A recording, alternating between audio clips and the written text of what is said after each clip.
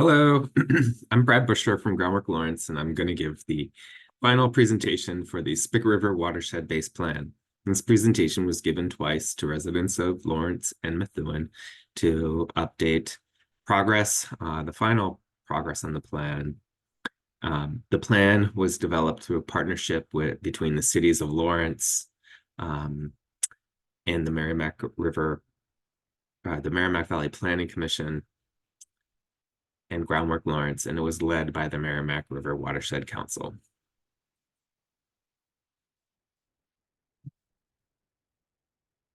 So what is a watershed-based plan? Well, it is a planning document.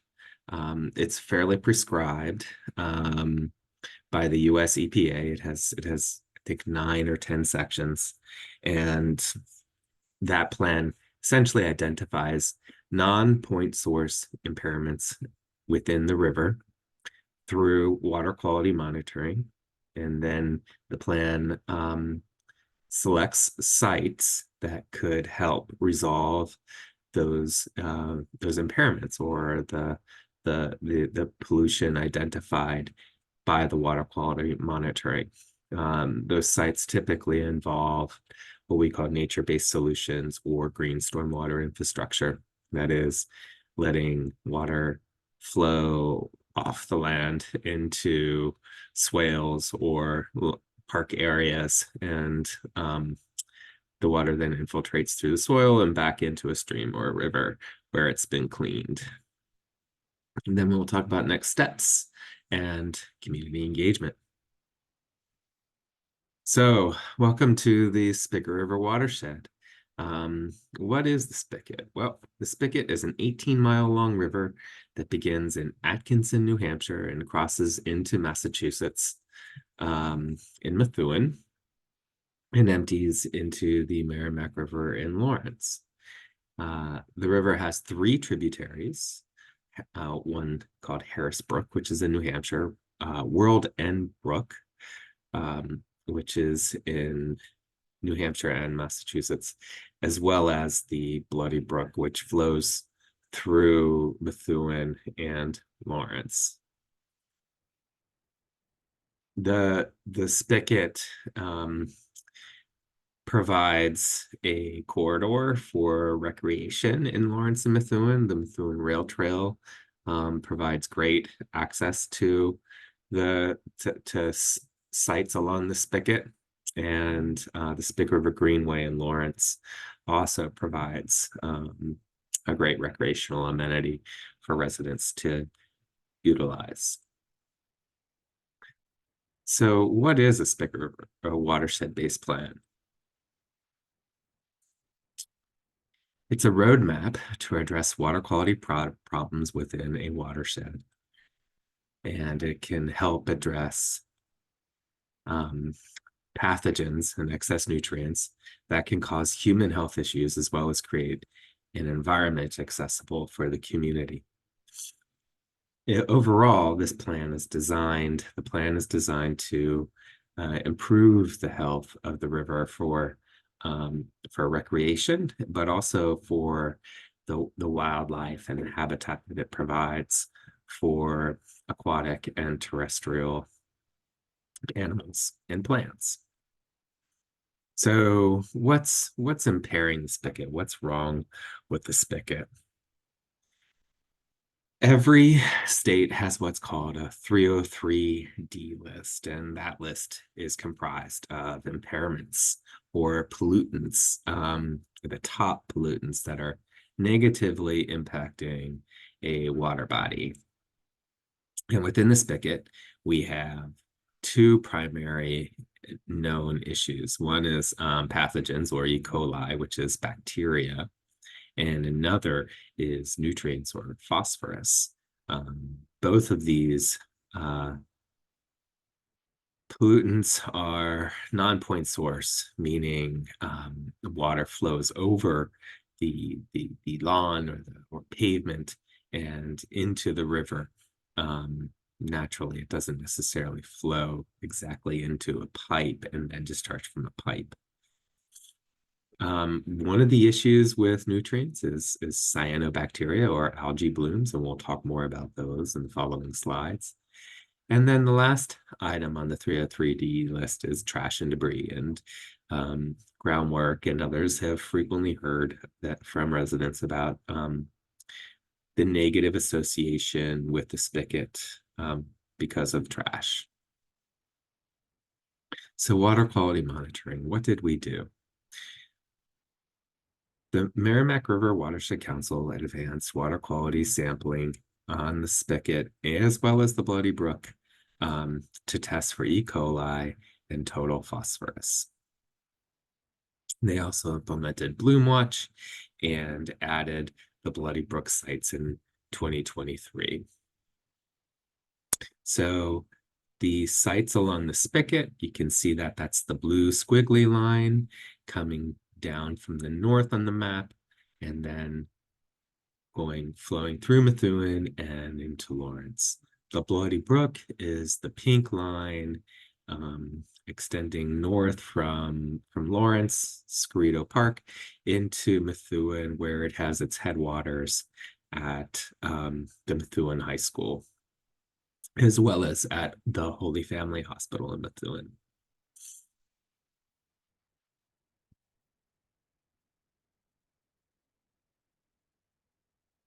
One of the significant components here is that data showed a high spike at Nina Cerrito Park and the Bloody Brook outfall. So adding Bloody Brook to this really was a big, important win for the project to determine how to improve the health of the river.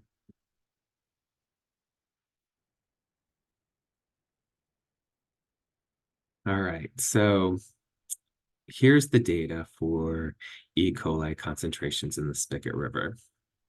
I think it's important to note a few things before we proceed. First, you'll notice two dashed lines on the graph. The upper dashed line is the federal limit for E. coli, and then the lower dashed line is the Massachusetts state limit for recreational access for E. coli. And generally speaking, the spigot is hovering around that state average or that state limit for E. coli. The green bars represent averages for the data collected. So that average is hovering at or above or slightly below the state limit. The black dots are individual samples. Now, note this one down here, the Bloody Brook outfall. Given the volume of rain received during the testing period over the past year limited our access to the outfall. So we were only able to gather one sample to the Bloody Brook outfall. So this is an outlier. We do know from previous samples that the Bloody Brook outfall is an issue for E. coli.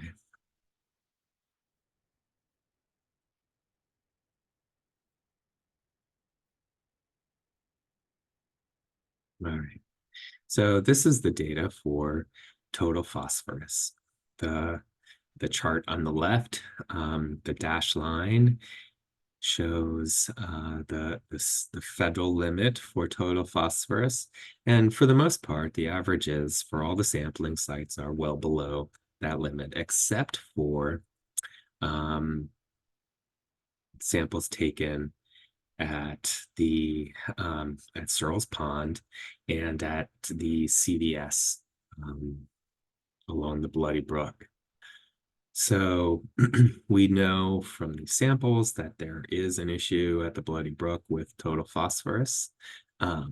We know it's north of where it goes underground. The Bloody Brook is culvertized below the CVS or the M&T Bank near Corbani's, which is just on the near the Methuen-Lawrence line. Also note the outlier, the Bloody Brook outfall outlier. That's the smaller red circle here, which illustrates the sampling challenges that we had at that site. One would expect to see phosphorus above the reportable concentrations. That dashed line right here. if we had been able to complete additional investigations. So the big takeaway here is that the upper reaches of the Bloody Brook clearly have some sort of phosphorus problem, and we need to figure out why.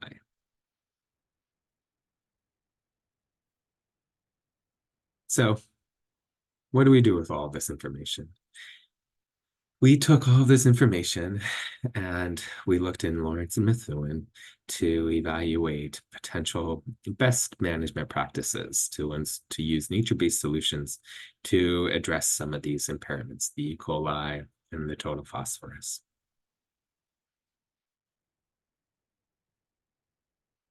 We took land use data, that's the map on the left, and combined it with impervious surface data and selected 20 sites and merged all of that with the water quality data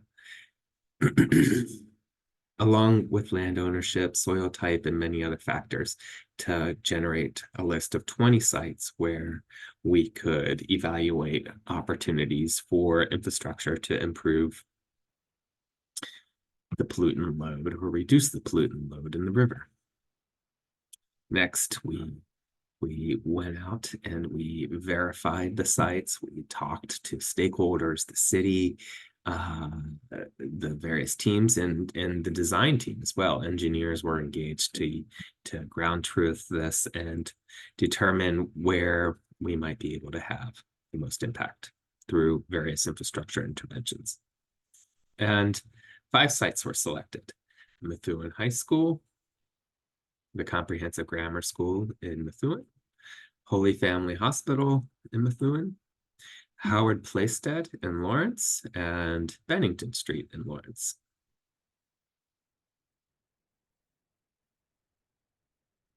All right, so at Methuen High School, we identified an existing woodland, which could be converted into a rain garden. So this slide shows the draft conceptual plan. The image on the left is the existing condition, and the image on the right illustrates how the flow of the water would move from the street through gutter inlets in the sidewalk into that grassy median. And that's where the water would then infiltrate into the ground rather than going into a pipe and discharging into a stream.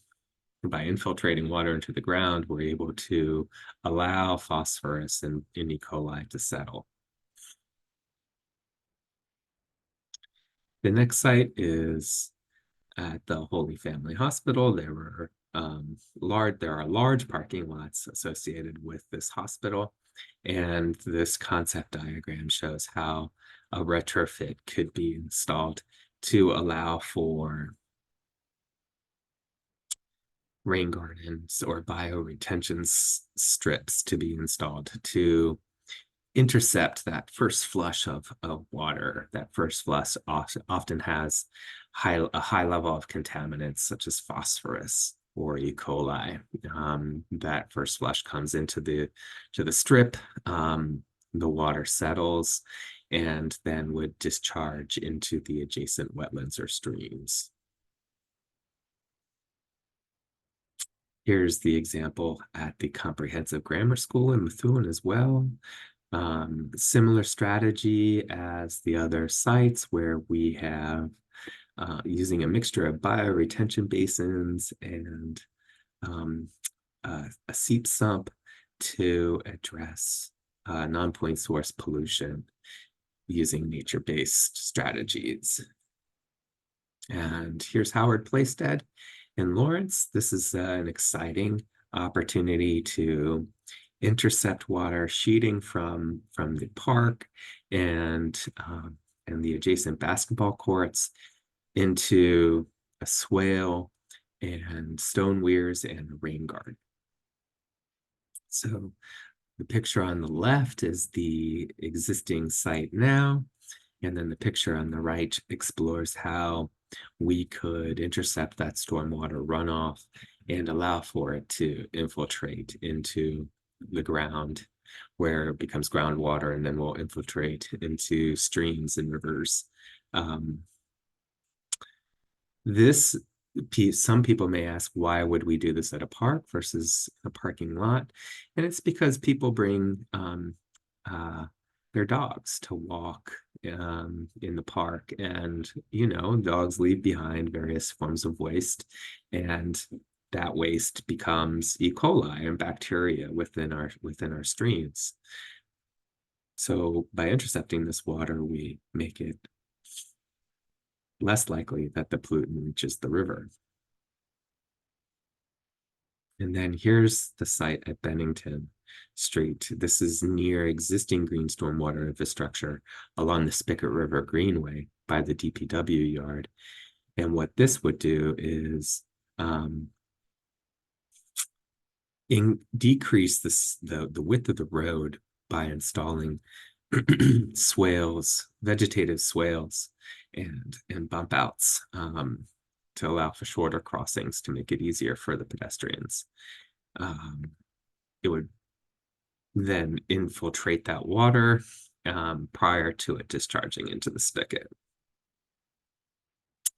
So what are the next steps for the watershed-based plan? Well, we submit the plan to Mass DEP for their review. And then we have, that's part of the Clean Water Act, Section 319. And 319 is actually a funding source to implement some of the infrastructure interventions that we just discussed. So community engagement. So how did we develop the plan? How did we engage the community to develop this plan? So we recruited residents from Methuen and Lawrence to serve on an advisory committee. They helped review the plan and gave local knowledge and input on some of the initial sites that the team had selected. With the implementation of the BMPs, we're hoping to continue the water quality monitoring program to determine how effective the proposed infrastructure will be for reducing the quantity of pollutants in the river. It's also important to note that there's additional opportunities to continue volunteering with the water quality monitoring program. So please do reach out to Groundwork if you're interested in learning more about that opportunity. And if you have any questions, here are our email addresses for the project. So please feel free to reach out to any of us. And as we pivot from this from the spigot, we look forward to advancing a similar planning process along the Shawshene River, which flows through South Lawrence. Thank you for your time.